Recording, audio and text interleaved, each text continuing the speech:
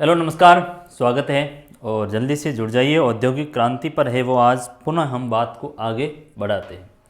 प्यारे बच्चों, हम औद्योगिक क्रांति के ऊपर बात कर रहे थे और हमने कहा था कि साहब औद्योगिक क्रांति का सामान्य, यदि औद्योगिक का मतलब उद्योग, सामान्य चीज़ को पकड़ा, औद्योगिक मैं कह रहा हूँ बार बार, तो आपको यही समझ लें कि ज़्यादा से ज़्यादा उद्योग लगाएंगे, ज़्यादा से ज़्यादा उद्योग है वो लगे। तो औद्योगिक क्रांति का जो हमने समय देखा वो किस तरह से 1780 से लेकर के 1850 की समय अवधि में, जब ब्रिटेन में बड़े पैमाने के ऊपर इंडस्ट्रियल जो उद्योग है वो स्थापित हुए, बड़े पैमाने पर उद्योग लगे और उनके कारणों के ऊपर हमने चर्चा की।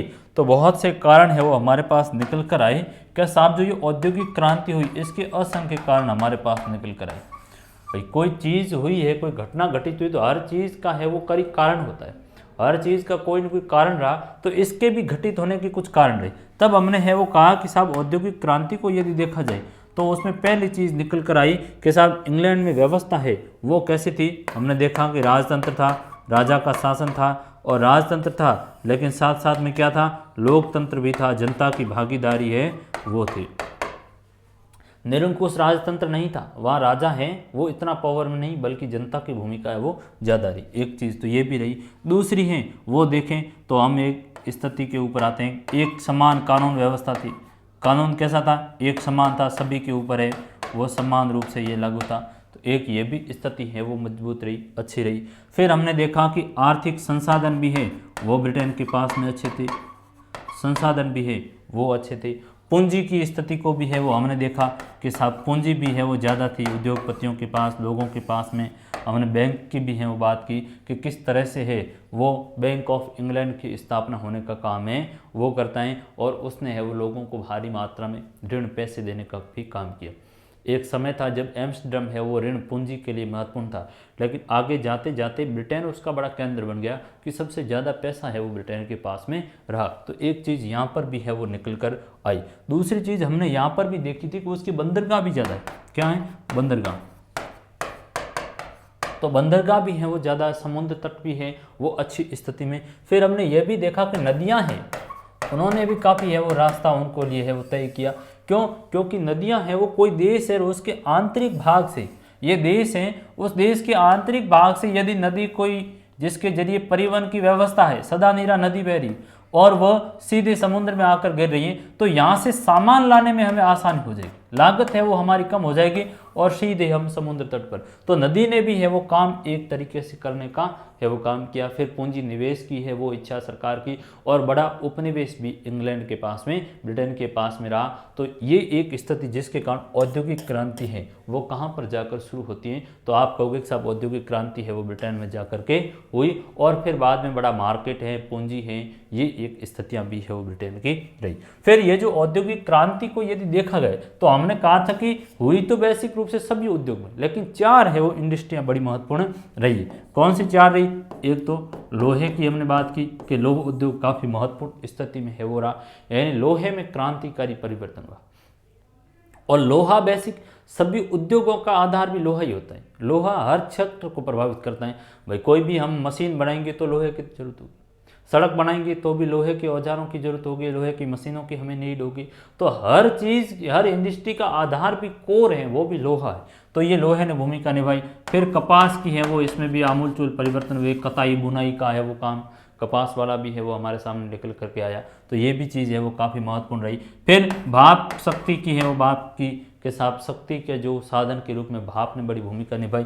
और एक चौथा था वो रेलवे, रेलवे ने है वो सब कुछ ही तय किया, क्योंकि रेलवे के जरिए चीज़ों को लाना करना बहुत ही आसान कार्य हमारा हो गया था। यहाँ तक चीज़ें हमने कर ली थी। अब जो मैं बात करूँगा आज वो हम बात लोहे और कोयले के ऊपर है वो बात को बढ़ाएंगे कि कैसी है वो स्थिति थी, उस पर है वो हम थोड़ा गौर करते हैं। तो कोयला और लोहा ब्रिटेन के औद्योगिकरण के सबसे बड़े कारक रहे थे। तो कहेंगे कि इंग्लैंड इस मामले में है वो सौभाग्यशाली था कि वहाँ मशीनीकरण में काम आने वाली मुख्य सामग्रियाँ जैसे कि कोयला और लौह अयस्क वो बहुतायत से उपलब्ध थे, और इसके अलावा वहाँ उद्योग में काम आने वाले अन्य खनिज जैसे सीसा है, तांबा है और रागा टिन भी है वो खूब मिलते हैं। तो ये एक स्थिति अच्छी रही कि इंग्लैंड है वो मशीन में जो भी सामग्री काम आती है, मशीन बनाने में जिन जिन धातुओं की आवश्यकता होती है, वे धातुआं हैं वो एक तरीके से बहुतायत थी, ब्रिटेन में है वो ज़्यादा थे, वो खनिज है वो ज़्यादा रूप में विद्यमान थे। तो एक ये भी सबसे बड़ी है वो एक लाभप्रद प्लस पॉइंट ये भी रहा कि वहाँ से ही संसाधन मिल गए, हमें लोहे की लो अयस्क वो वहीं से मिल गया। तो ये सबसे, नहीं तो बाहर से लाने में भी आपकी लागत रहती है, और एक वहीं से, तो ये एक बड़ी सहूलियत हो गई। दूर होता है तो ट्रांसपोर्टेशन करना मुश्किल होता है, तो ये चीज़ हो गई। कोयला है जो शक्ति के साधन में काम आता है, और लो अयस्क हैं, ये दो सबसे बड़ी चीज़ हैं जो किसी भी इंडस्ट्री के लिए आधार होती है। क्योंकि कोयला क्या करेगा, शक्ति के केंद्र शक्ति का काम करेगा, तो लोहा है वो मशीनें बनाने में नीड में ये भी काम आता है। फिर इसके अलावा अन्य भी जैसे शीशा है, तांबा है, रागा है, टिन है, ये भी है वो खूब मिलते। तो ये एक उसकी औद्योगिक समृद्धता की है वो बात निकल के आई। किंतु 18वीं शताब्दी तक है वह इस्तेमाल योग्य लोहे की भी है वो कमी नहीं थी, यानी जो लोहा वहाँ पर इस्तेमाल है वो किया जा रहा है उस लोहे की भी कमी थी। और लोह प्रगलन की प्रक्रिया है के द्वारा लोह खनिज में शुद्ध तरल धातु के रूप से निकाला जाता था, और सदियों तक इस प्रगलन प्रक्रिया के काठ कोयले का प्रयोग किया गया। तो ये एक स्थिति निकल कर आई। एक अन्य धातु तो खूब है वो मिलते हैं, लेकिन 18वीं शताब्दी तक जो इस्तेमाल करना था, जो लोहा, जो क्वालिटी वाला लोहा चाहिए, उसकी भी है वो कमी थी। लेकिन उसकी पूर्ति कहाँ से जाकर हुई, उसकी पूर्ति उसके उपनिवेशों से हुई। जैसे भारत है तो भारत में भी यहाँ पर है वो लोहा की है, और बाद में है वो हमने देखा कि अगारिया करके एक समुदाय था, अगारिया करके एक समुदाय था, और वहाँ उसने है वो पहली बार छत्तीसगढ़ के सेक्टर में और लोह अयस्क के बारे में है वो बताया। उस समय जमशेदजी भाई टाटा हुआ करते थे, JRD टाटा, तो उन्होंने है वो पहले Tata iron and steel company TISCO की स्थापना है वो 1907 में है वो की, 1907 में टिस्को, किसकी की, टिस्को। तो टिस्को की स्थापना है वो JRD टाटा ने की, जमशेदजी भाई टाटा ने की। तो ये एक चीज़ ये भी आई कि गुणवत्ता वाली है वो कमी थी लोहे में। और लोह प्रगलन की जो प्रक्रिया होती है, लोहे को प्रगलन यानी पिघलाना, प्रगलन का मतलब हुआ कि भट्टी में, धमन भट्टी में डाल करके लोहे का वो उच्च तापमान के ऊपर है वो पिघलाने का काम करते, ताकि क्या है कि उसका जैसा चाहें वैसा हम आकार है वो बना सके और शुद्ध लोहे को प्राप्त कर सकें।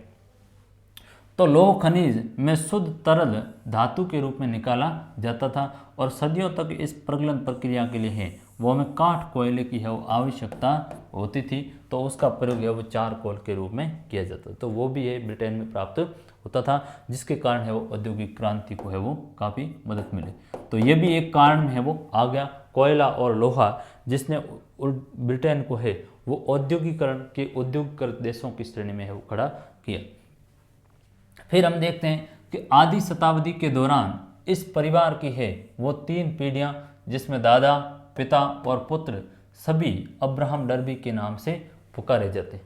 यानी जो आधी शताब्दी के दौरान इस परिवार का मतलब हुआ अब्राहम डर्बी। किसकी बात कर रहे हैं, अब्राहम की है वो बात कर रहे हैं। अब्राहम डर्बी, दादा फर्स्ट डर्बी था, पोता सेकंड, और फिर परपोता थर्ड।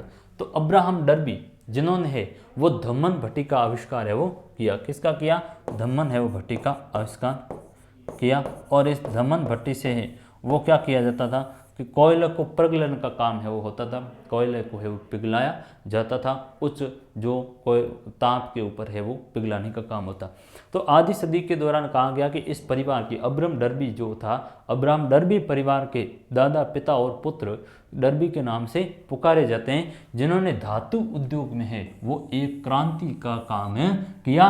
क्यों, क्योंकि इन्होंने धम्मन भट्टी का आविष्कार किया, तो लोहे को पिघलाने का काम हुआ, तो लोहा है वो हमें उच्च कोटि का है वो प्राप्त हुआ, उससे हमें इस्पात बनाने, इस्पात के जरिए है वो हमें मशीनें बनाने में मदद मिली।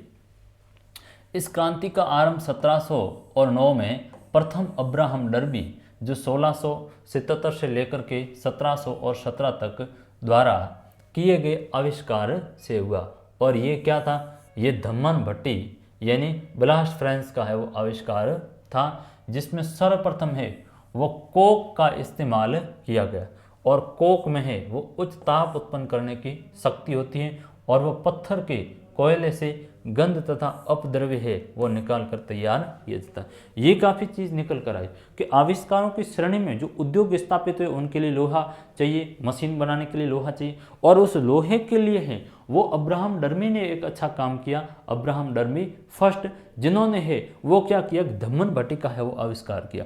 धम्मन भट्टी एक भट्टी हुआ करती थी और उस भट्टी के अंतर्गत है वो एक तरीके से जो लो अयस्क होता था उसको डाल करके हैं वो गर्म करने का काम है वो करते।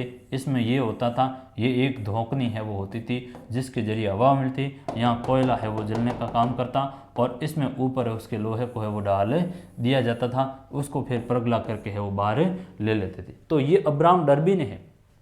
आपसे पूछा जाएगा कि लौह उद्योग में क्रांति का जो काम है वो कैसे हुआ, तो पहले आप कहोगे कि साहब अब्राहम डर्बी ने धम्मन भट्टी का आविष्कार किया और धम्मन भट्टी में है वो लोह अयस्क को पिघलाया जाता था उच्च ताप के ऊपर चारकोल को है वो डाल करके। जो पत्थर कोयला का अंत मतलब ये हुआ कि जो हमें कोयला खदान में जो प्राप्त होता है वो एकदम मुलायम और ये नहीं होता, ये पत्थर के रूप में चट्टानी श्रृंखला के अंतर्गत होता है। फिर उसको है वो उच्च ताप के ऊपर है वो तपाते हैं, फिर उससे चारकोल में रूपांतरित हो जाता है और उसी से ही है वो उच्च ताप की है वो शक्ति एक उत्पन्न होती है जिसके जरिए है वो लौह अयस्क को पिघलाने का काम किया और लौह अयस्क को पिघला कर उसका आप जैसा चाहो वैसा आकार दे सकते हो।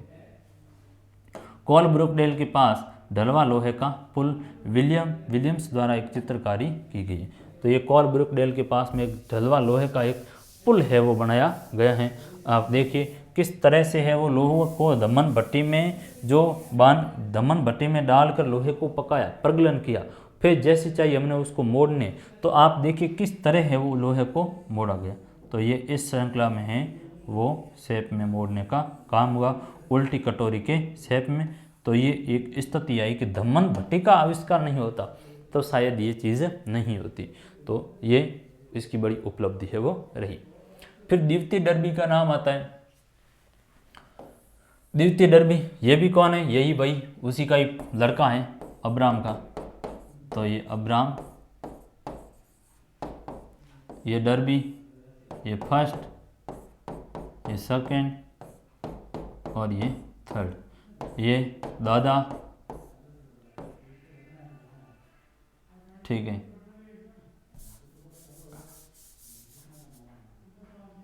तो ये पिता, पुत्र और ये पौत्र, तो इस नाते इस पौत्र का ये हो गया दादा, ठीक है। या आप ले लेना, उसे कोई फर्क नहीं पड़ता है, मुझे बताने की आवश्यकता नहीं क्या दादा है कौन पोता। तो द्वितीय अब्राहम डर्बी 1711 से 68 ने ढलवा लोहे से पिटवा लोहे का विकास किया जो कम भंगुर था, और हेनरी कोर्ट हुए जिन्होंने आलूडन भट्टी जिसमें पिघले लोहे में से अशुद्धि को है वो दूर किया जा सकता है। अब यहाँ पर एक आई कि अब जिन्होंने क्या किया कि द्वितीय डर्बी हुए, इन्होंने ढलवा जो लोहा था उसको पिटवा लोहा में है वो बदलने का काम किया, उसकी जो अशुद्धियाँ थी उसको निकालने का काम किया। तो एक सवाल यहाँ पर ये भी आता है कि ढलवा लोहे से पिटवा लोहे में है उसको चद्दर की परत के रूप में है वो बनाने का काम द्वितीय डर्बी ने किया। और फिर लोहे के अंतर्गत अभी भी कुछ अशुद्धियाँ थी उनको दूर करने का काम है वो किसने किया, तो हेनरी कोर्ट ने किया, हेनरी कोर्ट। और इन्होंने है वो आलूडन भट्टी का आविष्कार किया,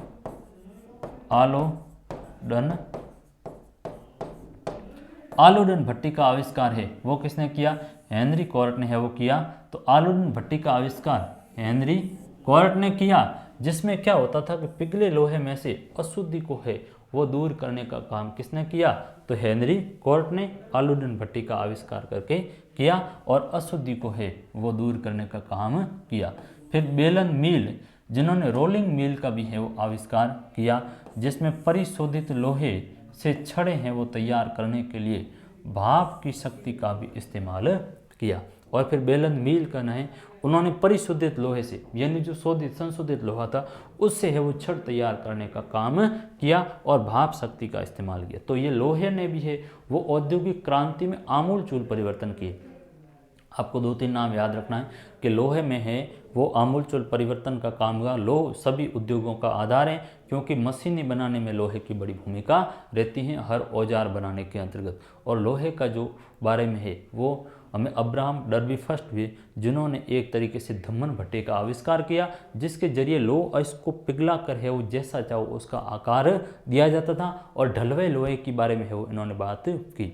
अब्राहम द्वितीय जो अब्राहम डर्बी हुए, उन्होंने है वो ढलवा से पिटवा यानी चदर के रूप में लोहे को रूपांतरित करने का काम किया। और हेनरी कोर्ट थे, जिन्होंने क्या किया कि आलोड़न भट्टी का आविष्कार किया, जिसमें अशुद्धियों को है वो दूर किया जा सकता है।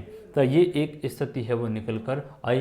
फिर है वो बेलन मिल यानी रोलिंग मिल का भी है वो आविष्कार हुआ, यानी रोल के रूप में है वो लोहे को इस आकृति में ढाला। तो ये शेप है बेसिक, ये किसके रूप में है, तो ये रोलिंग रूप में है वो उसको शेप के रूप में है वो मोड़ने का काम है वो हुआ। तो ये एक शेप हो गया।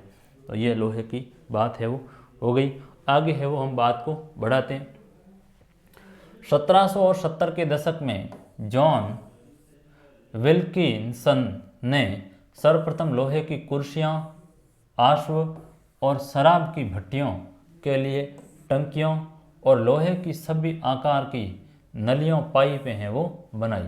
और 1779 में तरते डर्बी 1750-51 ने विश्व में पहला लोहे का पुल कोलेब्रुकडेल में सेवर्न नदी पर है वो बनाया। तो ये काफ़ी महत्वपूर्ण बात आई कि 1770 के दशक में यदि देखा जाए तो नाम क्या है, जॉन है विल्किनस। और जॉन विल्किनस 1708 से लेकर के 1728 से लेकर के 1808, कौन, जॉन विल्किनस ने लोहे की कुर्सियां बनाने का काम किया। अभी तक है वो हम लोहे की उत्पाद नहीं बनाते थे, अब इस व्यक्ति ने कुर्सियां भी बना दी।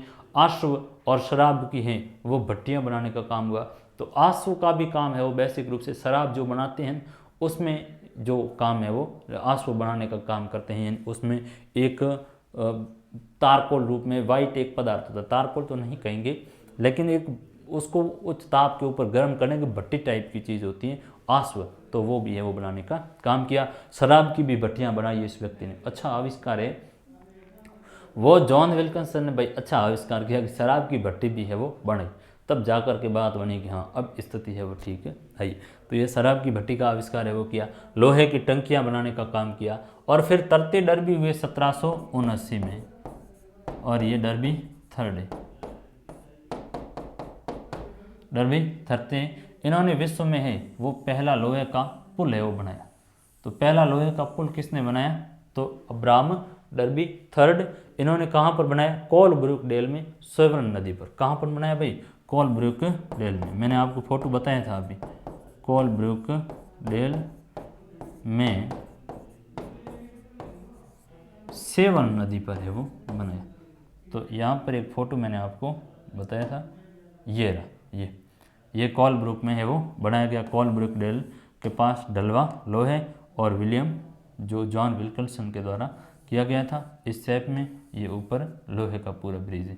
तो ये एक स्थिति यहाँ पर निकल कर आ गई हमारी। फिर विल्किंसन ने पानी की पाइपें यानी पेरिस को पानी की आपूर्ति के लिए 400 मील लंबी पहली बार ढलवा लोहे से वो बने। और इसने है वो विल्किंसन ने क्या किया कि पाइप भी है वो बनाने का काम है वो किया, ताकि पेरिस को है वो जलापूर्ति है वो की जाए। तो वो भी इसके द्वारा ये कार्य है वो किया गया। तो ये काम हमारा हो गया। आगे देखते हैं कि कपास के, ये तो लोह उद्योग के बारे में है वो बात हो गई, किस तरह से लोहे के धमन भट्टी का आविष्कार हुआ। अब्राहम फर्स्ट सेकंड थर्ड थे, हेनरी कोर्ट और जॉन विल्किंसन की बात की। तो ये एक चीज़ हमारी हो गई। अब आगे देखते हैं कपास के, किस तरीके से कपास ने है वो औद्योगिकरण को है वो नई दिशा देने का काम किया। कपास की जो कताई बुनाई ने है वो इंडस्ट्री स्थापित करने में बड़ी भूमिका निभाने का काम है वो किया। तो कपास की कताई और बुनाई 18वीं सदी के प्रारंभिक वर्षों में कताई का काम इतनी धीमी गति से और मेहनत से किया जाता कि एक बुनकर को व्यस्त रखने के लिए आवश्यक धागा काटने के लिए 10 काटने वालों में अधिकतर स्त्रियां स्पन्नर, जिन्हें अंग्रेजी भाषा में प्रयुक्त शब्द स्पंस्टर से बनाने की जरूरत पड़ती थी। इसलिए काटने वाले दिन भर कताई के काम में लगे रहते थे।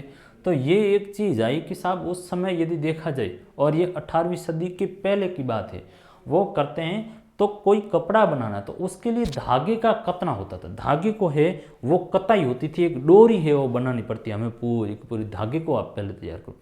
तो उसमें एक महिला की बात की गई, भाई एक महिला है वो दिन भर जो वो धागे की कताई में लगी रहती तो भी है वो एक कपड़ा एक वस्त्र बने उतना धागा है वो नहीं बना पाती। और ज़्यादातर धागों की कताई का जो काम है, कताई यानी धागे बनाने, तो वो महिलाएं किया करती थी, पुरुष है वो बुनाई यानी वस्त्र बनाने का काम करते थे। तो ये एक चीज़ हमारी यहाँ पर है। फिर धागे के इंतजार में कई बार बुनकरों को समय भी है वो बर्बाद करना पड़ता था, क्योंकि धागा ही था, धागा नहीं बने तो बुनाई आप कैसे करोगे। तो ये एक स्थिति। लेकिन टेक्नोलॉजी में आविष्कार हुआ, प्रौद्योगिकी के क्षेत्र में आविष्कार हो जाने के बाद कच्ची रुई को काट कर उसका धागा बनाने और उसे कपड़ा बनाने की रफ्तार के बीच पहले जो अंतर था वह खत्म करने में सफलता है वो मिल गई थी। और इस कार्य को और अधिक कुशलतापूर्वक करने के लिए उत्पादन का काम धीरे धीरे कताईगरों और बुनकरों के घरों से हटकर फैक्ट्रियों यानी कारखानों में भी चला गया। तो ये एक स्थिति अच्छी स्थिति में भी है वो आगे कि अब क्या हुआ कि टेक्नोलॉजी में आविष्कार हुआ और कताई की है वो मशीनें आ गई, तो धागों को एक मशीन के ऊपर असंख्य धागे हैं वो बनने तैयार हुए। तो जिसके कारण है वो बुनकरों का काम अब किसी भी तरह से रुकता नहीं था, बने बनाई हुई मशीन से हमें धागे मिल जाते, तो उससे वस्त्र बनाने में समय भी है वो कम लगना शुरू हुआ। तो ये टेक्नोलॉजी में है वो परिवर्तन हुआ। तो कच्ची रुई को काट कर है वो धागा बनाने और कपड़ा बनाने की रफ्तार है वो और भी तेज हो गई थी। और जो बीच में जो अंतर था कि धागा बनाने और कपड़ा बनाने में जो समय लगता था, क्योंकि धागा तैयार होता नहीं तो कपड़े बनाए कैसे, तो कारीगर बैठा रहता। अब वो गैप खत्म हो गया और कारीगरों को एडवांस में धागे पड़े रहते, आप लगे रहो। इस कार्य को अधिक रफ्तार हुई और उत्पादन और काम धीरे से कताईगर और बुनकरों के घरों से हटकर है। अब क्या हुआ, अब जो काम है फैक्ट्रियों की ओर चला गया। जो बुनकर घर पर बैठे वस्त्र बुनते थे अब उनको कहा कोई ज़रूरत नहीं है, आप एक काम करो, बुनकरों को कहा फैक्ट्री में जाओ और वहाँ जा पर मशीन के ऊपर है वो आप काम करो। तो अब है वो बुनकरों को है वो इन्होंने एक तरीके से फैक्ट्री में डाल दिया। तो क्या हुआ कि अब जो छोटे पैमाने पर घरों में जो वस्त्र बनते वो बंद हो गए और अब क्या हुआ मशीन के ऊपर वस्त्र बनने है वो शुरू, कम समय में कम लागत में अधिक वस्त्र है वो बुनाई का काम हुआ। तो ये कपास की कताई और बुनाई की है वो बात हम लोगों ने की, किस तरीके से कपास की बुनाई कताई में है वो समय भी कम लगता था। तो चित्र में एक स्त्री को खतरनाक स्थिति में अपने पाँवों से ट्रेडमिल पाँव चक्की चलाते हुए दिखाया गया। तो ये आप देख लीजिए, ये महिला खड़ी है, यह आप देख लीजिए, ये ट्रेडमिल ये एक तरीके से है वो चरखे टाइप है, इससे है वो धागे कताई का काम है। तो यहाँ पर ये खड़ी हैं और उसको दबाती हैं तो ये है वो राउंड अप करता है, ये चलता है। एक तरीके से साइकिल की क्या स्थिति होती है उसके पैडल देने पड़ते थे उस स्थिति में थी। तो ये खतरनाक स्थिति में एक महिला है वो काम कर रही है। फिर अलग अलग मशीनों का है वो आविष्कार होता है, उसको है वो थोड़ा हम देख लेते हैं कौन कौन सी मशीनों के आविष्कार हुए। तो उड़न तोरी करगा फ्लाइंग शटल लोम का है वो आविष्कार हुआ। वस्त्र निर्माण में है वो सबसे बड़ा आविष्कार है वो यहाँ पर आकर होता है उड़न तोरी कले, यानी इसको हम उड़न तोरी करगे को फ्लाइंग शटल कहते हैं, ये थोड़ा हमें याद आसानी से रहता। तो फ्लाइंग शटल का आविष्कार जॉन के ने 1704 से 1764 में किया। और फ्लाइंग शटल का जो आविष्कार है वो किसने किया भाई, जॉन के ने है वो किया 1704 से लेकर 64। 1773 में बनाई गई उनकी मशीन जिसका नाम क्या है फ्लाइंग शटल लूम।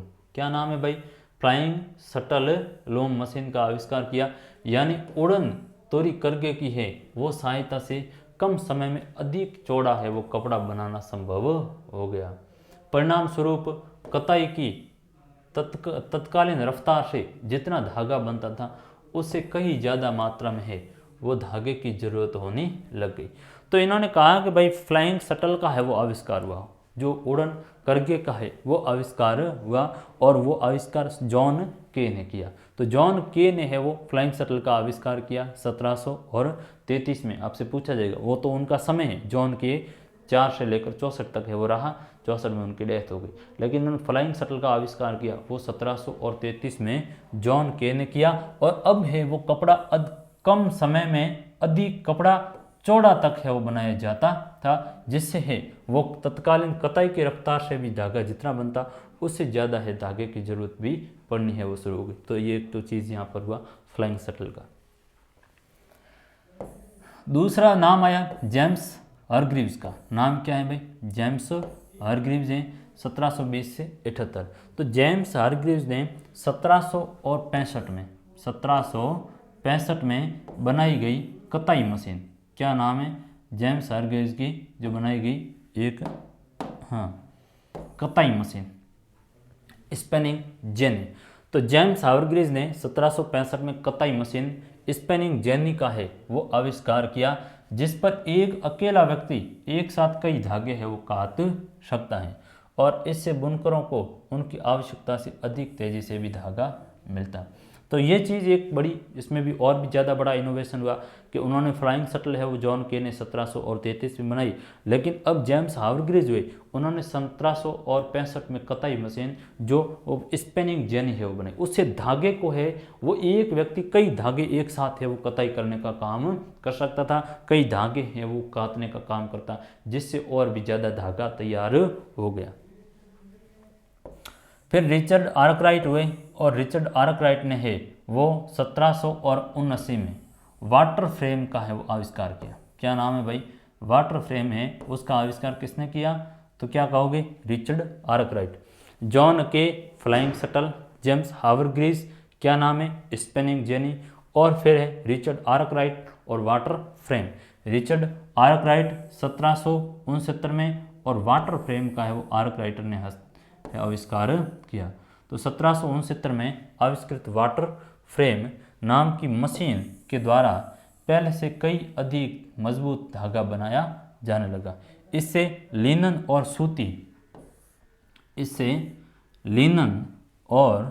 सूती धागा दोनों को मिलाकर कपड़ा बनाने की बजाय अकेले सूती धागे से ही विशुद्ध सूती कपड़ा है वो बनाया जाने लगा।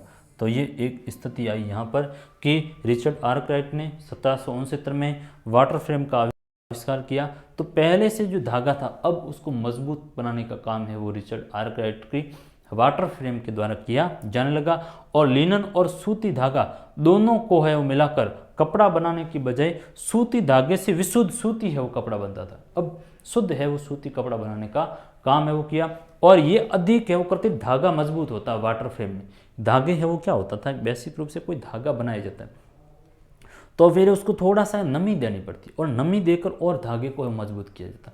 तो ये रिचर्ड आर्कराइट ने किया। तो ये वस्त्र निर्माण में बड़े औद्योगिक क्रांतिकारी परिवर्तन हो रहे हैं भाई, इसका ध्यान रखना। ये पूछे जाएंगे आपसे सवाल, आगे टेस्ट भी लूँगा तो भी मैं आपको यही देने वाला हूँ। तो ये सवाल काफ़ी मेजर है आपका आता है कि जो सूती वस्त्र हैं उनमें क्या क्या भूमिका रही। तो उड़न जो आपके फ्लाइंग शटल है जॉन के का 1733 में, फिर जेम्स हरग्रीव्स आए 1765 में, स्पेनिंग जेनी का आविष्कार किया। तीसरा है वो रिचर्ड आर्कराइट आए और इन्होंने वाटर फ्रेम का 1769 में है वो आविष्कार किया। तो ये काफ़ी मजबूत स्थिति आई वस्त्र निर्माण में, एक आमूल-चूल है वो परिवर्तन हुए, जिसके कारण असंख्य कारखाने है वो लगने शुरू हुए ब्रिटेन में, और ब्रिटेन एक तरफ से सूती वस्त्र का है वो बड़ा केंद्र बनना शुरू हुआ। फिर एक और है म्यूल। म्यूल ने एक ऐसी मशीन का उपनाम था जो 1779 में सैमुअल क्रॉम्पटन द्वारा बनाई गई थी, और इससे कता हुआ धागा बहुत मजबूत और बढ़िया है वो होता था। और म्यूल का नाम हुआ सैमुअल जो क्रॉम्पटन है, उन्होंने क्या किया कि 1779 में है कते हुए धागे को और भी मजबूत और बढ़िया बनाने का काम किया। तो म्यूल मशीन है वो बनाई गई थी, किसने? सैमुअल क्रॉम्पटन ने। और क्या किया 1779 में, और धागे को है वो कता हुआ धागे को मजबूत बनाने का काम हुआ। फिर कपड़ा उद्योग की बात करें तो कपड़ा उद्योग में उन मशीनों के आविष्कार का दौर जो कताई तथा बुनाई के कार्यों के बीच संतुलन बनाने के लिए बनाई जा रही थी। एडमंड कार्टराइट, नाम क्या है? एडमंड कार्टराइट द्वारा 1787 में पावरलूम, 1787 में पावरलूम यानी शक्ति चालित करगे के आविष्कार के समाप्त हो गया और पावर लूम को चलाना बहुत ही आसान होता था। जब भी धागा टूटता तो वह अपने काम करना बंद कर देता। इससे किसी भी तरीके से धागे की है वो बुनाई की जा सकती थी और 1830 के दशक से कपड़ा उद्योग में नई नई मशीनें बनाने की बजाय श्रमिकों की उत्पादकता बढ़ाने पर ध्यान दिया जाने लगा। तो ये एक स्थिति है वो निकल कर आई। कपड़ा उद्योग में मशीनों के आविष्कार का दौर प्रारंभ हुआ और कताई और बुनाई के कार्यों में संतुलन बनाने के लिए एडमंड कार्टराइट हुए, जिन्होंने पावर लूम का आविष्कार किया। तो पावर लूम का आविष्कार कौन करता है? एडमंड कार्टराइट ने किया 1787 में। और इस पावर लूम को चलाना और भी आसान हो गया। धागा है वह टूटता अपने आप काम करना बंद, धागा टूटता है वो नहीं था, टूटता तो उसको वापस है वो अपने आप धागे को कैचअप है वो हो जाता था और धागे की है वो बुनाई भी और आसानी हुई। तो 1830 के दशक से कपड़ा उद्योग में आमूलचूल परिवर्तन हुआ कि अब ज़्यादा प्रोडक्शन होना है वो शुरू हुआ और उच्च क्वालिटी का कपड़ा भी बनना शुरू हुआ। तो पावर लूम एडमंड आर्कराइट ने है वो की और सैमुअल क्रॉम्पटन ने सैमुअल मशीन है वो बनाने का काम है हुआ। अब आप यहाँ पर देखो किस तरह से जाल बिछा दिया यहाँ पर ब्रिटेन में सूती कपड़ा उद्योग। ये इंग्लिश चैनल है जो लंदन, ब्रिटेन, इंग्लैंड और फ्रांस को अलग करता है और ये एक तरीके से जोड़ने का भी काम है वो उत्तरी सागर को कर रहा है। ठीक बात है, अटलांटिक से। तो ये स्थिति आप देखिए, ये लंदन, इंग्लैंड, ये बर्मिंघम शहर है, यहाँ भी कपड़ा मिल लगी। हालांकि ये लोह उद्योग का बड़ा केंद्र रहा भी। तो यॉर्कशायर, ये आप देखिए यॉर्कशायर की ये मिलें हैं वो बड़ी महत्वपूर्ण रही। यॉर्कशायर और लंकाशायर ये बड़ी महत्वपूर्ण है मिलें। सबसे ज़्यादा यहाँ पर वस्त्र जो मिल है वो ब्रिटेन की यहाँ पर लगी। कहाँ पर? यॉर्कशायर में और लंकाशायर में। आप यहाँ पर देखिए न्यू कैसल ये क्षेत्र, यहाँ पर भी है वो मिलें लगने का काम हुआ और यहाँ ग्लासगो में भी है वो ब्रिटेन की मिलें लगी, स्कॉटलैंड वाला क्षेत्र है। तो ये वेल्स इस तरफ ये वाला हो गया। तो ये लंदन है, यहाँ पर मिल लगी। ज़्यादातर जो मिलें लगी वो इस क्षेत्र में यॉर्कशायर और लंकाशायर में सूती वस्त्र का बड़ा केंद्र है वो ये क्षेत्र है वो बनना काम हुआ। तो ज़्यादा आपसे पूछा जाएगा कि ब्रिटेन का कौन सा क्षेत्र है जो सूती वस्त्र का बड़ा केंद्र रहा, तो लंकाशायर और यॉर्कशायर, यहाँ पर वो ज़्यादा मशीनें का काम होता है, सूती वस्त्र का काम होता है। आगे भाप की शक्ति।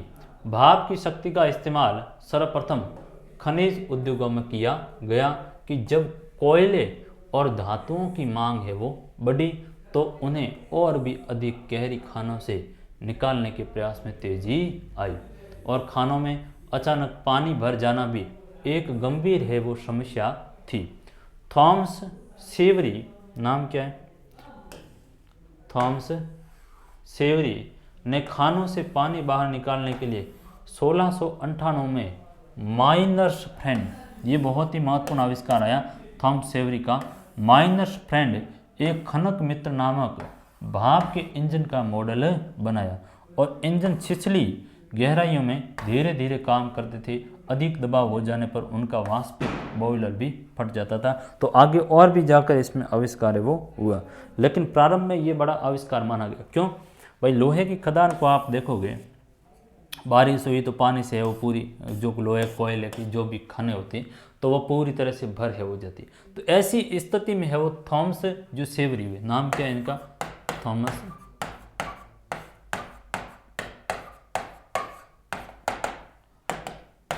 सेवरी। और थॉमस सेवरी ने है वो माइनर्स फ्रेंड है का आविष्कार किया।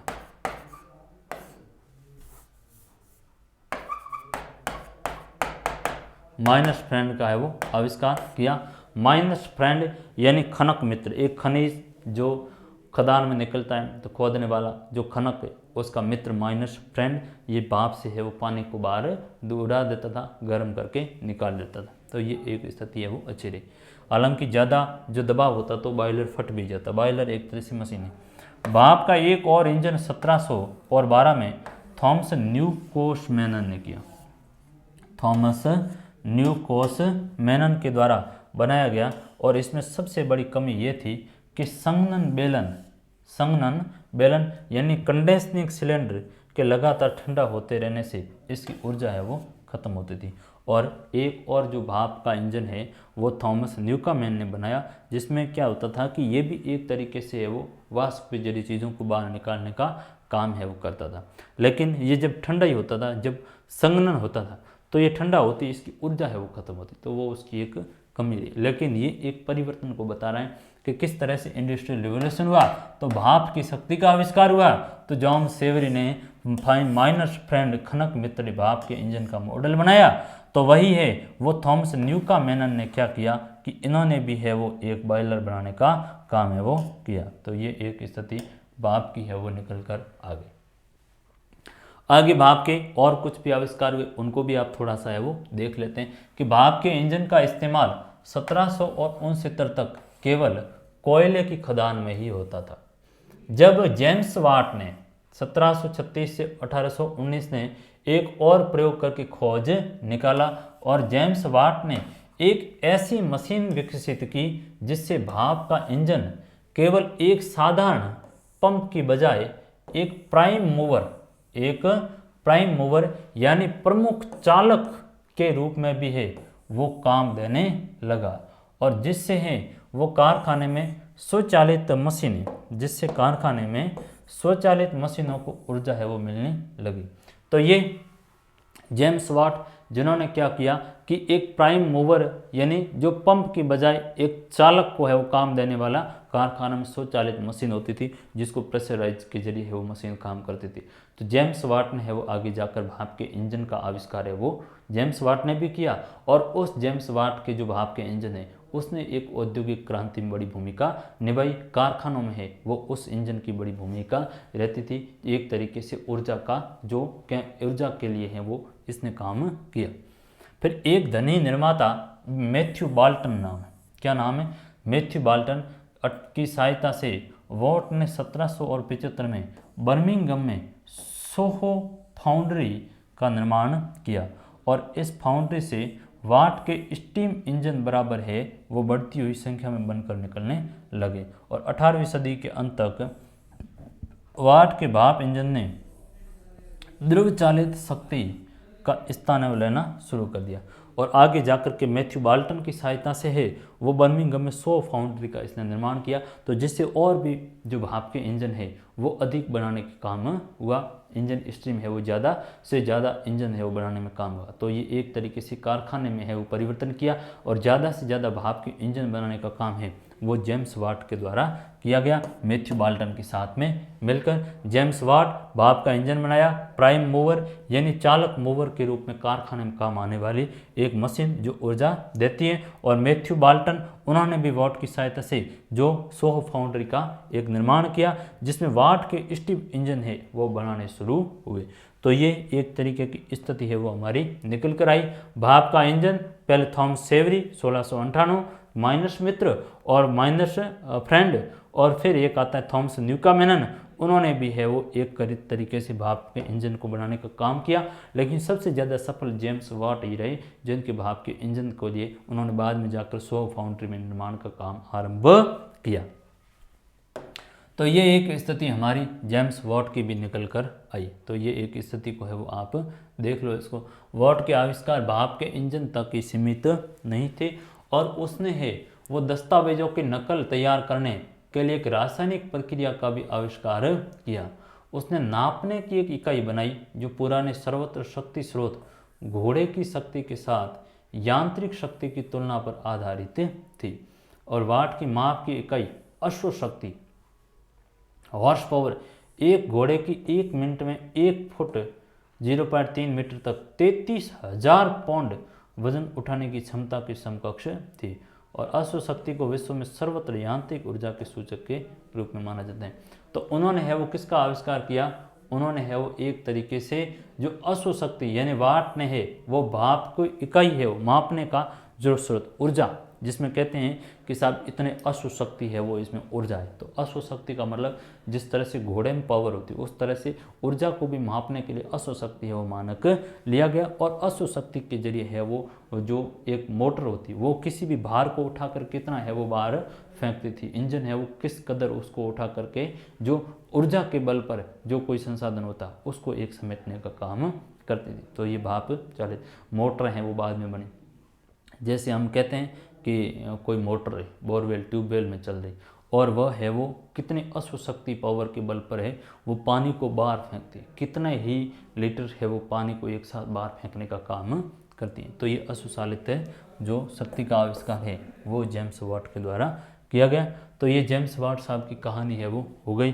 तो यहाँ तक ही हम आज इस बात को लेंगे, फिर हम आगे अगली जो क्लास करेंगे उसमें रेलवे के ऊपर बात करेंगे, अन्यथा हमारी क्लास है वो फिर ज़्यादा लेंथी हो जाएंगे। तो मुझे उम्मीद अपेक्षा है कि आपको ये चीज़ समझ में आ गई होगी। लोहे की मैंने बात की और मैंने है वो भाप की बात की और मैंने सूती वस्त्र उद्योग है उसमें जो आविष्कार हुए उनके बारे में आपको बात की। जॉन के की फ्लाइंग शटल की है वो बात की, जेम्स हावरग्रीज की है वो बात की, रिचर्ड आर्कराइट की बात की और उसमें पावर लूम की जो बात हुई वो सभी हमने की। अब्राहम डर्मी के जो आविष्कार थे उन पर भी हमारी बात हुई। तो आज की क्लास को यही विराम देते हैं। बहुत बहुत धन्यवाद, थैंक यू वेरी मच। अगली क्लास में है वो हम पुनः मिलेंगे और बात को आगे बढ़ाएंगे। Thank you.